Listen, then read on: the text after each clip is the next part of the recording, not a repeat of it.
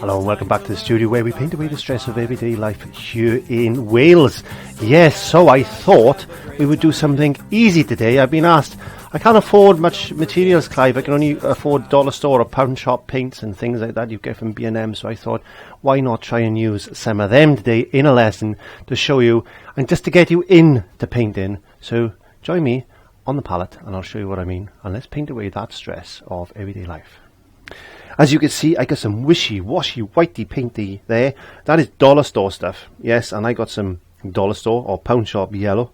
I got a little bit of red. Now, I've thickened up these particular colours, the red, the brown and the black, with some of my thickening agent, which you can buy on the website.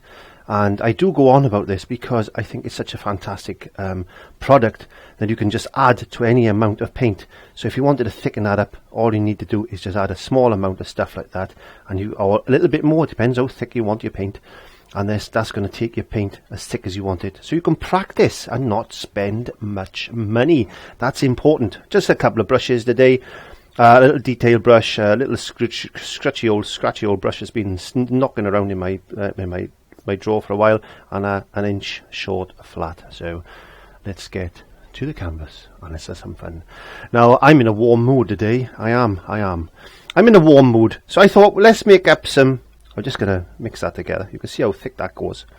I'm going to mix up some orange. I need a little bit of yellow just on the side there. I'm going to mix up some orange. So start off with the yellow first, because that's your lightest colour. So you don't want to start off with red, otherwise you'll have to add too much yellow to it to make an orange. Now, orange is the thing we're going to make today. Be very sparing with the red, because it can eat up your yellow before you know it. There you go. Eat up your yellow before you know it. Look how warm that is already. I tell you what I haven't done. I haven't added some white to my palette, which I'm going to. This is just a normal student quality paint, and I just want to use this up. Okay, cut camera while I do that. Sorry about that. I had to cut the camera then because I had to go into the pot with my palette knife. I'm going to scrape out as much paint as you possibly can and save yourself some money. So be careful with that. Okay, so we got a nice orange. Now on the side of that orange, we're going to add some white. So we got a nice light orange. So mix that together. So we got a nice mid-tone and a nice light tone. So you've got two tones of orange there, and that's good. Okay, so let's just scrape that paint off the brush. You should never mix paint with a brush because it gets all clogged up like that, and that's not what you want to do. But it doesn't matter. If we're learning, it doesn't really matter. I'm just picking up another short flat just to save myself some time because I don't want to clean that. I'm going to go into some of this wishy-washy white without any thickener in it. You can see it's so thin and black. But anyway, we can use that. Let's just put that straight on all over our canvas like this. Now, as you're doing that, get yourself a little water, fine mist spray bottle, and just spray that down, because we're going to be blending, and what we want, we don't want to spray that on as it's drying. We want to keep it wet. And if we keep it wet, then we're not going to have any issues with spot marks or flaking or something like that. So a little bit of mist like that, and that's going to keep your paint moving. And because acrylic paint dries really fast, as we know, and we need to use this for blending. We need to get a nice warm sky in place. So we're using a wet on wet technique today. Not too much, but just enough to keep that from drying out on us. There you go. Yeah, that's nice. Just putting that brush down. I'm going to pick up some of this light yellow, and then we're going to go in straight into that white. That white is going to lighten that orange again, and it's just going to give us that lovely background. Don't forget the canvas and the paint is really wet. Well, not really wet, but moist. So we're able to blend this colour a lot better than what we would do if we were just using neat acrylic paint. And we need to go into the mid-tone orange now and bring down that colour again. Here you can see it's going on really well, and you're getting that lovely warmth Sahara look about this painting. That's what it is, the Sahara. The Sahara. I like that. Look at that word Sahara. It's nice. I'm going to put a little bit of paint there. I'm going to get a little bit of burnt umber to it. Burnt umber, yes. Burnt umber is going to darken that orange up without using black. We don't want to use black. We want a little bit of burnt umber in there, just to warm that orange up. Well, not warm it up, but we should say cool it down maybe. Maybe it's cooling it down, but it's darkening it anyway. Okay, and we're just going to use our brush, and then we're just going to use it on the side like this, and we're just going to fluff it up like this. Make some, like, I don't know, clouds or, I don't know, whatever. Cloud shapes? Yeah, cloud shapes. Use that like that. There we go. Put a bit of that down there. Like that. Just pull in the brush. Don't worry about it. Don't worry about it. Just stress free today. Absolutely stress free. Putting the brush down. What you need to do now is get yourself a little blending brush. These are little blending brushes that I sell on the website. But if you haven't got one, just find a really nice soft brush or a lady's makeup brush or something like that. That's all you want. Something that's really soft. And you're going to tickle the back of your hand like that. Tickle the back of your hand like that. Just get the bristles just to tickle you. And that's the pressure that you want on this painting. You don't want to push like that. You want to just tickle. Just caress this paint. Caress it. And fluff it up. And make it look all wispy and fluffy. And make it look cloud-like. And just be free and chill with it. Bring a bit down there. If you've got a little bit of too much paint on your brush, bring it down like that. There's always dust in the Sahara. It's always blowing and making these dust clouds and things. So just get that.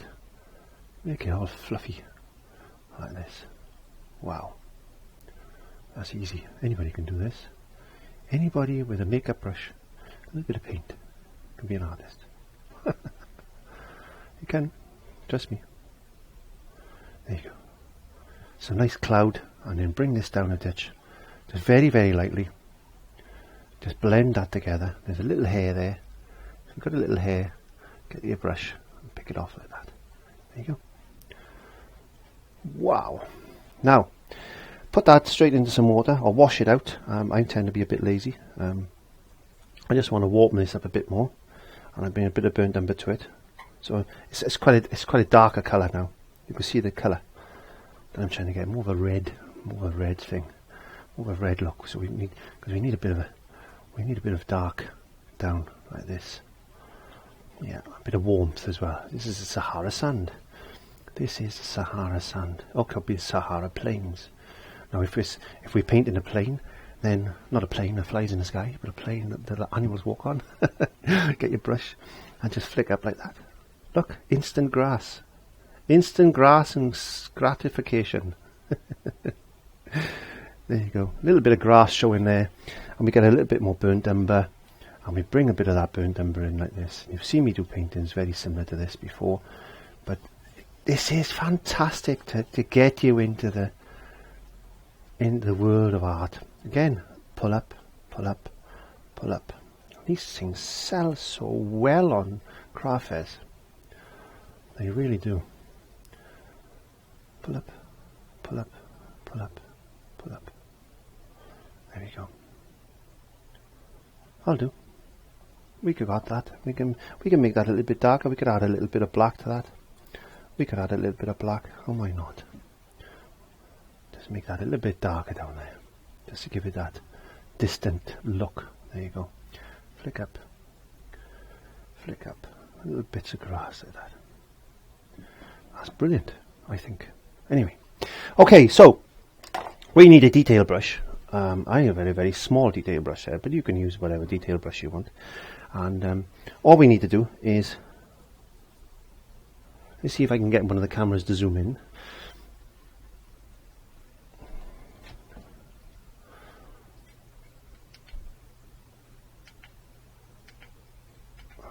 I hope I can zoom that in correctly. I'm going to get my little stick. Now this is a cork on the end of a stick. That's all it is. That's for me to rest, and I don't want to get my big head in the shot. So what we need to do now, we need to put a mark like that, like that. Make a little circle there, and then a little bit like that. There you go. Nice thick paint, and we can put whatever there, and then we can either come down. I'm following a little. I'll tell you what I'm following, because everybody. Why are you already cheating? You're cheating looking over there. No, I'm not. I'm following that. Look, it's giraffes. I didn't want to spoil it for you, but I'm going to spoil it for you now. Giraffes. There we are. Giraffes in the Sahara sand. So I did them on a bit of card, and to save myself some money, basically. So I'm actually following. I'm actually following what the pictures that I drew there. They give me an idea of what I'm doing, and that's what the first thing I did was actually paint a few giraffes, and I thought, where can I put the giraffes? I know, and normally giraffes are like got all those orangey types of spots on them, haven't they? So I said, let's turn it up. Let's put these into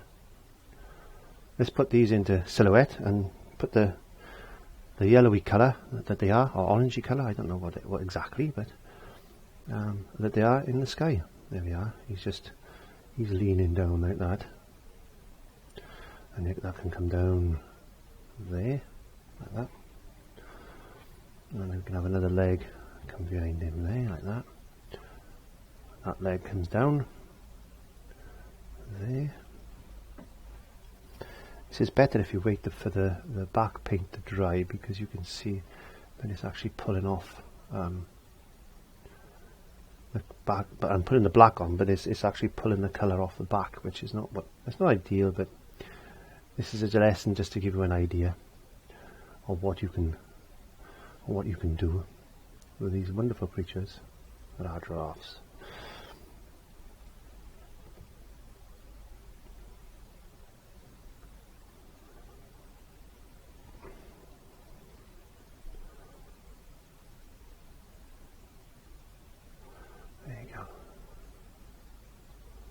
Study, get some pictures, have a look on the internet and study these things. If you're going to do these things, just practice. Do what I did on that little bit of card.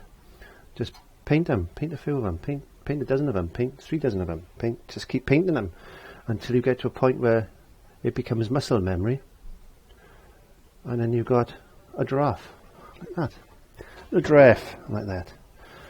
Now this giraffe, he's going to have a friend. I'm going to try and put this one here, so I'm going to try and get him to face away from us if I can. So I'm going to put his leg in like that. There you go. You can paint as many as you want. I'm just going to do 2, I think, maybe 3, who knows. I certainly don't know at the moment. I painted 3, so this is just trying to establish his shape here. There's another leg that's going to come down there, and then we got another leg that's come in there. It looks weird, doesn't it? It does look weird, but I know what I'm doing. Well, I hope I do.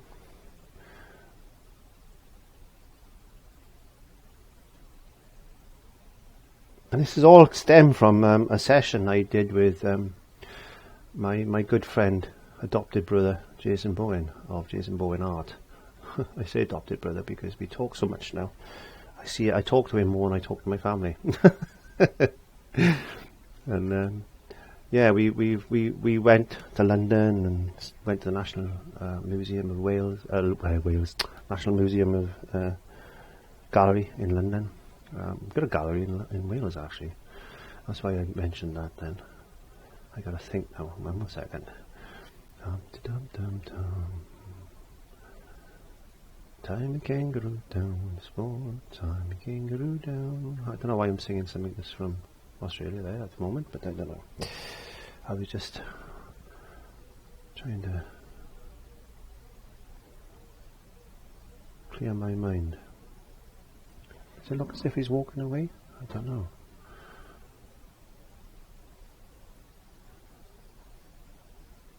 Hard to tell with me. Hard to tell. Just play with it. I'm just going to play with it. I'm going to put his head in. That might help me actually. If I put his... That might help me. If I put his head in.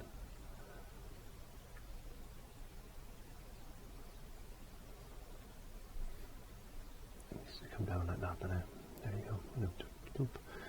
And he's got a there's his little horny things. That's right, that's good.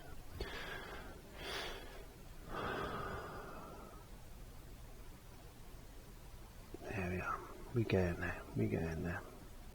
That could be his tail coming down then like that then. See? Yeah, you can see what I'm doing. I think you can see what I'm doing. I'm not going to paint them in, thick black. And you can do that. I'm just worried about, because you should wait for the background to dry, in fact. And then you'll find these things easier to do. And what I could do, which I haven't done on my thing, I'm going to get one of my brushes there. These are one of my foliage brushes that I use. You can get them again on the website www.clive5art.co.uk. I'm going to just darken this up. And I'm going to put one of those, I don't know what they call these trees, but that's where they come in. They're going, "Come on, Fred, let's go and have some lunch. I fancy a few leaves today." "Okay, I'm coming." And they're all up in there like that. There you go. It's one of them Serengeti tree things. There we go. Let's just put a little bit more colour, a bit more shadow in. And if I tell you what we could do, we could get a bit of yellow, couldn't we? Let's get a bit of yellow. Okay, well, let's go and have some leaves off this tree. There you go. A bit of yellow. I've just put a bit of light, as they say. I do. And we then need to get a script lining brush, which is one of these long pointy brushes. You can pick up one of them as well if you pop along to that website, and there's more things on that website than the shop, so please pop along. I am trying to get in there and do regular blogs and things, so I haven't got a lot of time at the moment, but we are getting there. It's one of them old ronky old trees. He's been here for millions of years, well, hundreds of years, not millions of years. I don't know how old these trees are, but I guess they're in the hundreds of years old. There you go. And if they feel like me, they must be getting tired. There you go. That's a real old, cronky old tree. You've got monkeys and things in this tree here like that. There you go.